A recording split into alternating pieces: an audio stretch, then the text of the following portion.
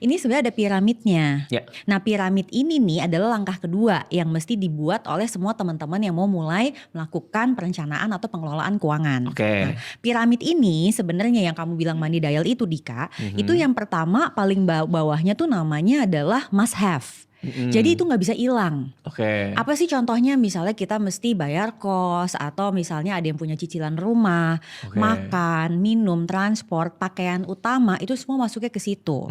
Nah atasnya lagi namanya should have. Dia kadang mikir aku gak perlu, tapi kamu tuh perlu, dan itu yang sering harus diingetin. Contohnya buat kesehatan, misalnya buat investasi anak, yang kayak gitu-gitulah.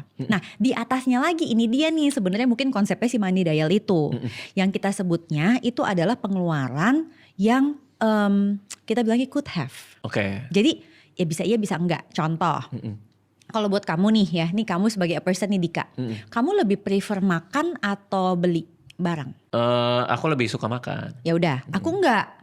Jadi kalau suami aku juga sama kayak kamu, dia lebih suka ke kafe-kafe yang enak daripada misalnya ke bazar pakaian. Betul, itu aku. Iya kan? Kalau aku kebalikannya, gue makan apa aja deh, gue gak rewel gitu kan. Dan mungkin buat Mbak Prita, makan bayar segini tuh sama-sama aja sih gitu kali ya. Sama kayak aku ngeliat, kayaknya baju ini sama aja. Sedangkan kalau buat aku baju beda gitu kan. Tas tuh beda gitu kan. Jadi artinya itu could have-nya kita tuh.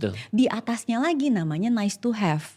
Nah nice to have ini tuh konsepnya gini, misalnya kayak liburan. Kalau aku bilang, kalau aku tipe orang liburan duitnya kurang, aku gak pergi.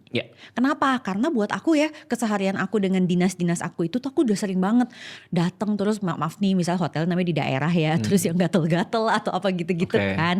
Jadi kalau aku sampai traveling for our family, gue gak mau, gue bilang gini, gak ada ya bunda bawa rice cooker, abon sama kering kentang, gue bilang gitu.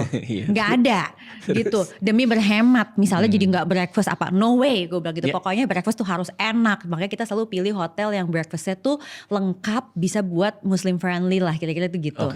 Kan orang banyak yang mau bayar breakfast ya di hotel ya, karena dianggapnya kan pricey banget gitu loh. Tapi karena aku tahu buat suami aku itu penting dan aku tidak mau apa istilahnya juga bekerja saat liburan, maka itu nice to have aku.